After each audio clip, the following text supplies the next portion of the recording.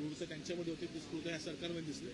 कदाचित त्यांनी काहीतरी एक त्यांचं पाहिलं असेल त्यांच्यामध्ये. पण महत्वाची गोष्ट म्हणजे औरंगजेब हा विषय झाला, पण आपल्या जेबबद्दल काय हा विषय मला वाटतं जनतेने विचार केला पाहिजे. कारण एका बाजूला आपल्याला वेगळ्या वेगळ्या विषयांमध्ये इतिहासामध्ये रमवून ठेवत आहे भाजपचं सरकार, पण महाराष्ट्रात सध्याची स्थिती आहे, मग ती कायदा सुव्यवस्थेची असो, शेतकऱ्यांचे हाल असो, किंवा आपण एकंदर कुठच्याही शहरामध्ये एक तरी सोयीसुविधा नीट आहे का, आपण हे जर पाहिलं तर हे इतिहासामध्ये का आपल्याला रमवत आहेत आपल्याला लक्षात येईल.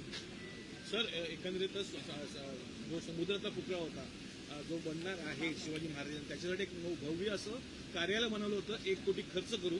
त्या कार्यालयाची पूर्ण दुरावस्था आहे, कोणी तिथे फिरकत नाही.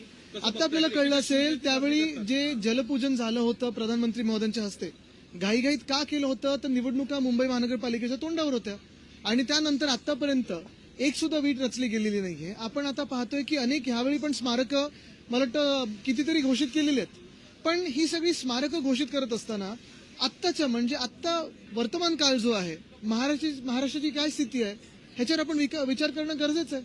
बरं, दुसरी गोष्ट म्हणजे आज छत्रपती शिवरायांची जयंती आपण साजरी करत आहोत, पण आजच्या दिवशी कोश्यारी असतील, कोरटकर असतील, सोलापूरकर असतील, आज तरी त्यांना अटक होणार आहे का?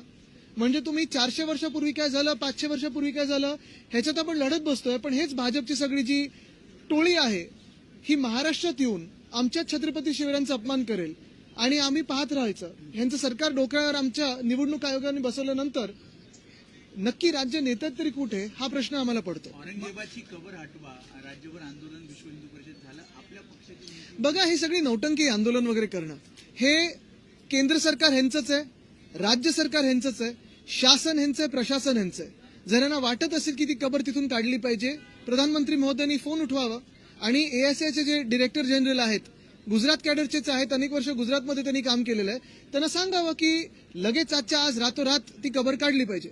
पण ती कबर काढल्यानंतर देखील माझं मत असं आहे की तिथे एक मोठा बोर्ड लावला पाहिजे की जो कोणी महाराष्ट्रावर चालून येईल, मग ते 500 वर्षापूर्वी कोणी असेल किंवा भाजपचे असतील, अशीच परिस्थिती आम्ही महाराष्ट्रात त्यांची करून ठेवू जसं तिथे औरंगजेबाची केली होती. महाविकास आघाडी सरकारच्या काळामध्ये नद्या आणि नाल्यांमधल्या गाळ काढण्याच्या प्रक्रियेमध्ये मोठा भ्रष्टाचार झालेला आहे.